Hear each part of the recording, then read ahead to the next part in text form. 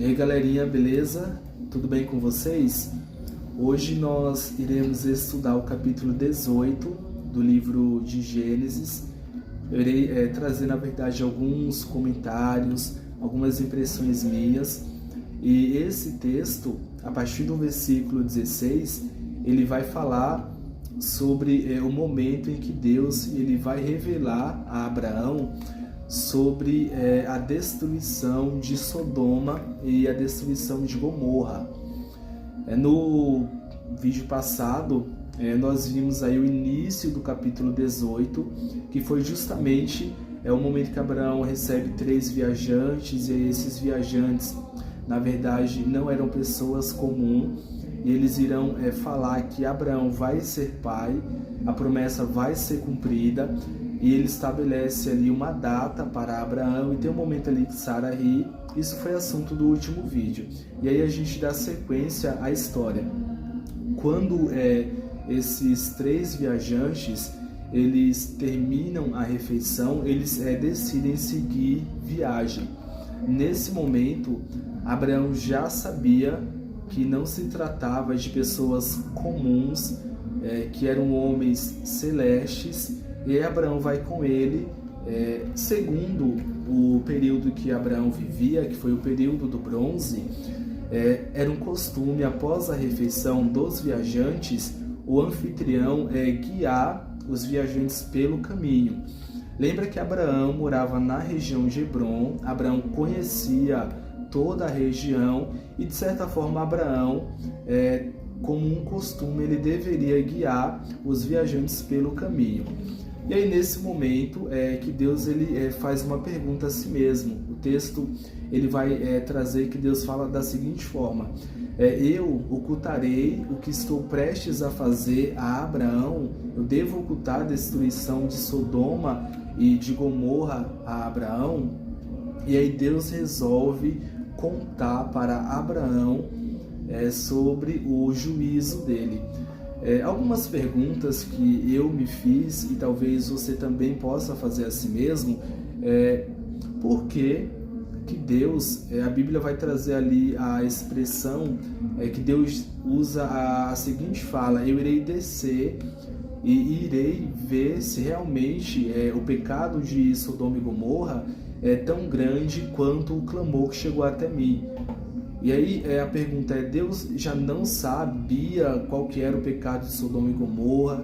Deus ele já não conhecia e não conhece todas as coisas? Por que a Bíblia vai trazer essa expressão que Deus decide e verificar qual que é o pecado de Sodoma e Gomorra? É interessante que essa expressão já foi usada lá na Torre de Babel.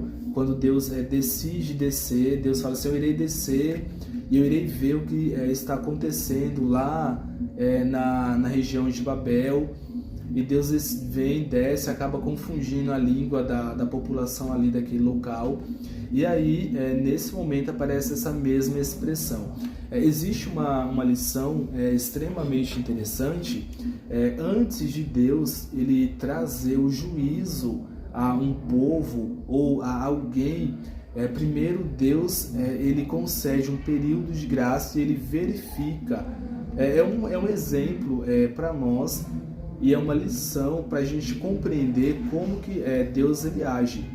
Deus ele não traz simplesmente o juízo dele de uma forma assim inesperada, ele vai lá e destrói. Primeiro Deus faz uma análise, e aí Deus faz uma análise da vida das pessoas que moravam ali em Sodoma e Gomorra antes de trazer o juízo. Então de certa forma um exemplo para nós entender que não foi de uma hora para outra, que Deus não trouxe o juízo sobre as cidades pelo seu bem querer, porque ele queria, porque ele é Deus. Não é dessa forma. Se você olhar, eu já falei aqui em outros momentos que a cidade de Sodoma e Gomorra ela tem ali a sua história narrada na Bíblia. Lembra que quando o rei Kedorlaomer ele vem guerrear ali no Vale do Sidim, as cidades de Sodoma, Gomorra, assim como outras cidades da região, Zoar, Asma, elas estavam envolvidas. E aí o sobrinho de Abraão, Ló, ele é levado por esse rei e Abraão vai em defesa do seu sobrinho. Ele resgata. Então a cidade de Sodoma, ela já era conhecida. Só para o pessoal entender, Sodoma e Gomorra eram cidades-estados, elas tinham os seus reis próprios e o pecado delas era conhecido na região inteira. Quando a Bíblia vai trazer ali que o clamor dessas cidades, elas chegaram ao Senhor, é o clamor das populações vizinhas que moravam ali próximo à região e clamavam pelo juízo de Deus, que o juízo de Deus descesse sobre essas cidades. Algumas pessoas vai dizer que o pecado de Sodoma e Gomorra era o homossexualismo, era a sodomia. Só que os textos bíblicos, eles não afirmam isso.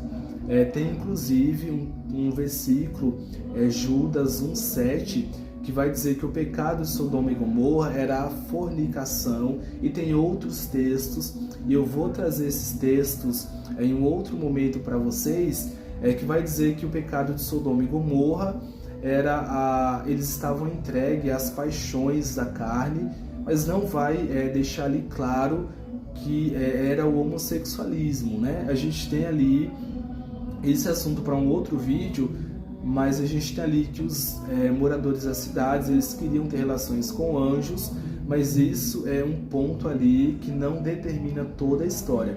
Então, Sodoma e Gomorra estava entregue também ao homossexualismo, à fornicação, ao estupro coletivo, estava entregue à adoração de ídolos.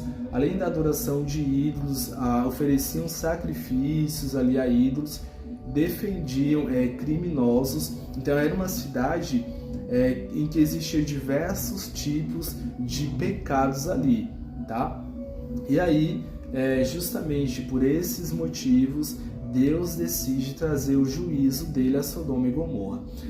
Voltando ao momento, e aí eu fiz toda uma volta ao momento em que Deus ele revela a Abraão as intenções dele. E por que Deus ele faz isso, né? Por que Deus ele vai revelar a Abraão que ele vai destruir Sodoma e Gomorra? Primeiro, Deus ele revela a Abraão para que Abraão compreenda a natureza divina do Deus ao qual ele servia. Imagina você que se no outro dia, Deus não tendo revelado a Abraão quais eram os planos dele, Abraão iria acordar, iria saber da destruição de Sodoma e Gomorra e ele não entenderia quais eram os propósitos divinos, ele não entenderia a natureza divina. E Deus ele revela a Abraão justamente para Abraão ter uma compreensão maior de que Deus ele era justo e além de justo ele também era amor. E aí você vai entender ao longo desse vídeo. Quando Abraão ele descobre que Sodoma e Gomorra vai ser destruída, ele pensa na cidade, mas ele pensa também no sobrinho dele, Ló, que morava lá na cidade. E aí Abraão vai começar uma intercessão, ele vai interceder pela cidade de Sodoma e pela cidade de Gomorra. E aí, como o texto bíblico traz, Abraão começa: Senhor, se tiver ali 50 justos, né, o Senhor vai destruir a cidade? E quando Abraão faz essa pergunta, Abraão ele estava pensando em Ló, mas não só em Ló. A gente sabe que tinha ali Ló, tinha a mulher dele, as filhas, 2 filhas, então eram 4 pessoas. Só que além dessas 4 pessoas, a gente tinha os servos de Ló, os escravos de Ló, ali, os pastores, tinha o clã de Ló. Então, Abraão, ele tinha o clã dele, e o pessoal que me acompanha no YouTube sabe disso, né? Abraão tinha o clã dele, então Abraão tinha uma casa numerosa, e a casa de Abraão, assim como Abraão, servia ao Senhor, porque era costume de Abraão erguer altares e oferecer sacrifícios a Deus e fazer o culto ali familiar com a sua tribo. E o mesmo deveria acontecer com Ló. Então, quando Abraão fala se tiver 50 justos, Abraão está pensando em Ló e no clã de Ló como um todo. E Deus vai falar, não, se tiver 50 justos, eu não destruirei. E Abraão vai cair esse número e fala, mas se faltar 45, e Deus ainda assim não destruirei. E Abraão ele vai caindo até chegar a 10. Então, primeiro Abraão imagina que teria 50 justos entre Ló e a sua tribo. E aí ele vai caindo o número. Quando Abraão percebe que não tem nem sequer 10 justos ali na cidade, a gente tem algumas lições. Primeiro, que Abraão ele fica envergonhado em saber que não existia 10 justos dentro da casa de Ló, e eu coloco os servos ali, os pastores, e além de ficar envergonhado, ele começa a perceber que a cidade de Sodoma e Gomorra realmente era uma cidade pecaminosa, era uma cidade entregue às paixões da carne. Então Abraão ele acaba decidindo não continuar essa intercessão.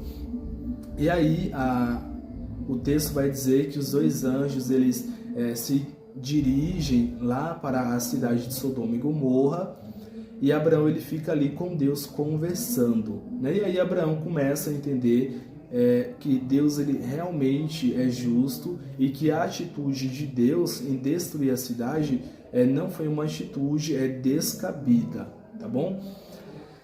Eu irei continuar a história ali no momento em que os anjos eles vão à casa de Ló, e Ló recebe esses anjos na casa dele, só que isso é assunto para um outro vídeo, tá bom? A gente meio que vai encerrar por aqui, e aí nos próximos vídeos eu vou trazer algumas outras lições.